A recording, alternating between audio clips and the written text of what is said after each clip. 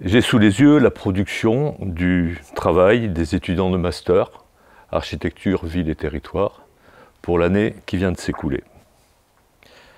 C'est une production assez étonnante, on y reviendra dans un moment. Je voudrais d'abord resituer le master architecture, ville et territoire dans son histoire.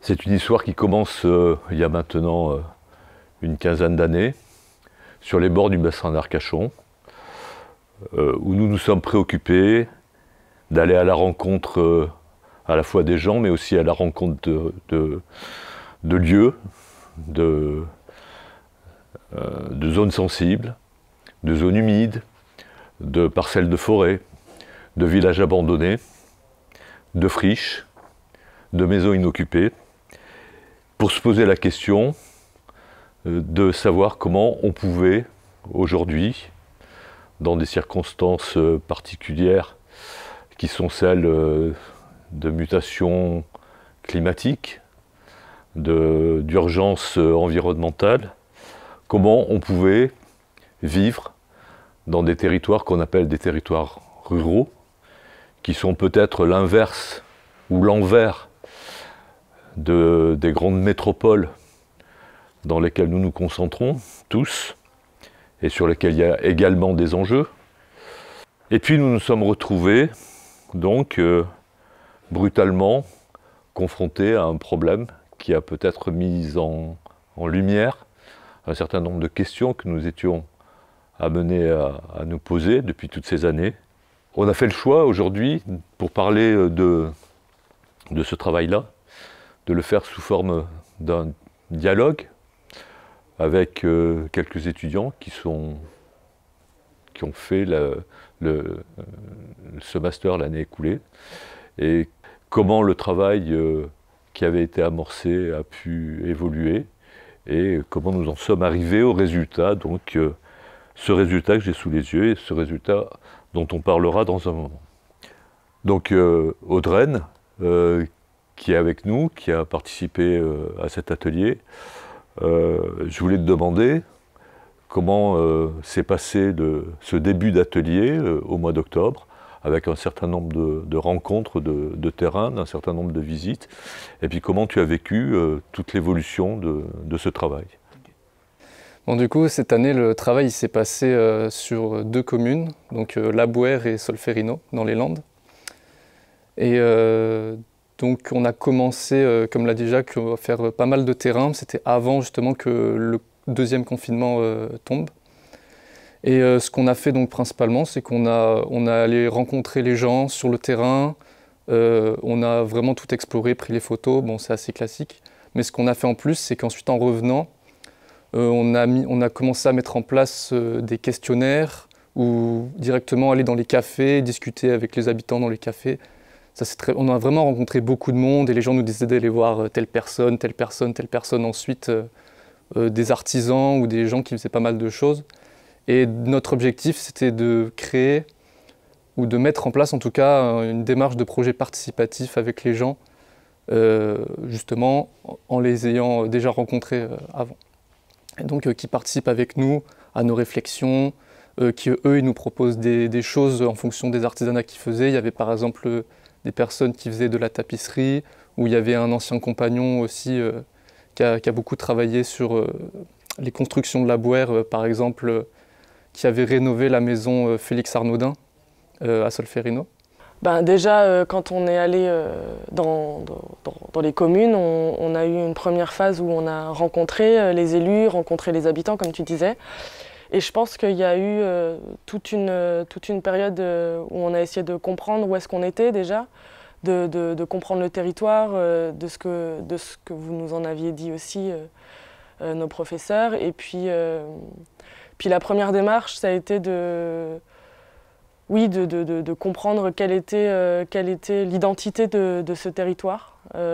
Qu'est-ce que c'est les Landes, où est-ce qu'on était, qu'est-ce qui constituait cette région, ce territoire. Donc, ça a été toute la première phase. Donc on a essayé de travailler là-dessus, soit par des questionnaires avec les gens, essayer de comprendre quelle était leur attache au lieu, quelle était leurs images, en fait, leur représentation de ce territoire que nous, on ne connaissait pas au final, ou en tout cas pas bien. Et essayer aussi de comprendre peut-être les enjeux qui se mettaient à ce moment-là, que ce soit la proximité de Bordeaux, de la métropole, mais aussi toute la proximité de la côte qui, au final, place les Landes dans un endroit assez singulier par rapport aux dynamiques de territoire qu'il y a autour. Donc ça, on l'a travaillé en faisant principalement des cartographies. On était parti en fait sur un principe d'atlas. On voulait créer un atlas comme répertorié par des cartes ou par des éléments graphiques, des principes ou des particularités locales qui étaient signifiantes par rapport à un lieu. Donc par exemple, Audreyne, il avait fait une carte des événements culturels du territoire, ou en tout cas du sud-ouest. Et on arrivait par un nombre d'événements culturels à certains endroits à déterminer des formes d'attractivité par rapport à des lieux précis. Et il y a aussi une petite partie de l'atlas qui était faite du coup par les habitants. C'était une cartographie vraiment participative où eux, quelle était leur façon de voir le territoire, quels étaient les endroits qui, eux, les intéressaient, les trajets qu'ils empruntaient régulièrement, etc. Donc ça, c'était la première démarche, essayer de comprendre à la fois avec notre perception d'étudiants, donc en arpentant le territoire, en se baladant, en prenant des photos, et en même temps avec les témoignages des habitants, des gens qui, eux, nous racontaient leur territoire. Donc là, on en était à avoir engagé un processus où on a collecté tous les outils ou toute la matière dont on avait besoin pour commencer à imaginer des choses, à s'imaginer travailler dans ce lieu et à mieux le connaître. Et on en était du coup arrivé au moment où le deuxième confinement est arrivé en France. Oui, deuxième confinement qui a été à la fois une rupture et une opportunité. Une rupture parce qu'évidemment les étudiants étaient en rupture par rapport au territoire et surtout par rapport à cette question de la rencontre. Et donc en fait toute la possibilité qu'ils avaient de conduire et de mener à bien leur projet avec les habitants et les élus de ce territoire-là était entravée. Donc d'une contrainte, une création, ce qui a été intéressant pour les étudiants, c'est que ça leur a permis de mettre à plat l'ensemble des matériaux récoltés et de réfléchir à comment le mettre en récit. Alors nous avons trouvé un outil intéressant qui est le roman graphique qui permet aux étudiants à la fois de construire son propos de création en architecture avec les outils classiques de la représentation, hein, les plans, les coupes, etc. Mais ce n'était pas suffisant parce que la distance nécessitait de trouver un espace de monstration qui permette de mettre en récit toutes ces dynamiques liées à leur propre imagination. Donc Zoé, vous avez travaillé en équipe, vous avez eu une contrainte qui est celle du roman graphique et de ce livre.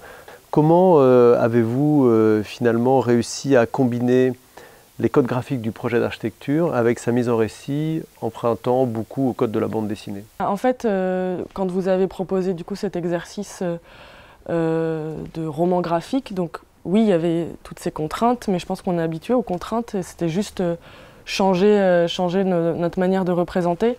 Moi, je sais que c'est passé beaucoup par de la recherche empruntée à des récits, des bandes dessinées, des histoires, chercher un peu dans l'imaginaire, trouver en fait des ressources dans une manière de raconter quelque chose, sans pour autant perdre tout ce qu'on avait fait avant, c'est-à-dire tout ce travail d'enquête et de rencontre du territoire. C'était juste trouver une nouvelle manière de le montrer, avec quand même l'idée de le rendre accessible au final à un grand public. Donc ça a été assez simple au final de se dire bon, comment je transcris les codes graphiques que j'ai appris jusqu'ici pendant toute ma licence, c'est-à-dire le plan, la coupe, le plan masse, je sais pas, la coupe de territoire ou une axonométrie, comment je fais pour que ça rentre dans un récit qui est intelligible par quelqu'un qui n'a pas fait de l'architecture par exemple. Donc ça peut être une BD, ça peut être des dessins, ça peut être un récit plus écrit comme un roman. Et à partir de là, en fait, on trouve des nouvelles techniques pour raconter en fait la même chose, puisqu'au fond, quand on fait un projet, moi je pense qu'on se raconte quand même une histoire derrière, que ce soit les habitants qui nous ont raconté des manières d'appréhender leur territoire, que ce soit l'histoire qu'on se raconte. En fait, on raconte notre propre histoire des gens que nous sommes qui ont découvert le territoire. Donc on s'est mis en récit, on s'est mis en personnage dans une histoire pour raconter ce qu'on avait compris des lieux et ce qu'on voulait en percevoir peut-être dans un avenir. Il faut changer de manière de représenter pour rentrer dans le cadre du roman graphique. Peut-être que toi, Audreyne, tu peux parler de ce que tu as choisi de faire. Oui, du coup, ouais, je vais un petit peu parler de notre expérience, un petit peu, vu qu'on était dans le même groupe. Par quoi commencer ? On pourrait peut-être dire que ce que j'ai trouvé vraiment intéressant quand j'ai réussi enfin à trouver un petit peu ce que je voulais faire, c'est qu'en fait, ma manière de montrer l'architecture, ça a été de me mettre un peu à la place du personnage qu'on avait complètement inventé. Le personnage, c'était un petit peu un prétexte en fait. Et on a vraiment raconté toute une histoire et il va se balader dans les différents projets tout au long des chapitres.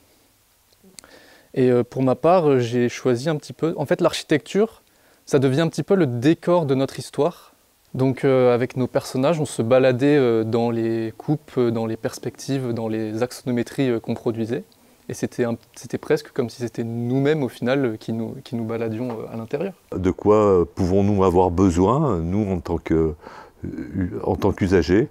Et il me semble que cette façon de s'immerger à l'intérieur de la proposition, de se créer une fiction par laquelle on est dans l'espace intérieur du projet et dans lequel on déambule, c'est une manière d'aborder son élaboration qui n'est pas une façon extérieure de pratiquer, qui n'est pas une façon de considérer l'architecture comme un objet duquel on est distant, mais considérer l'architecture comme quelque chose qu'on vit et qu'on vit au quotidien. Voilà, ça c'est une chose qui me semble extrêmement importante et c'est quelque chose qui nous que vous nous avez fait également découvrir par votre façon de travailler.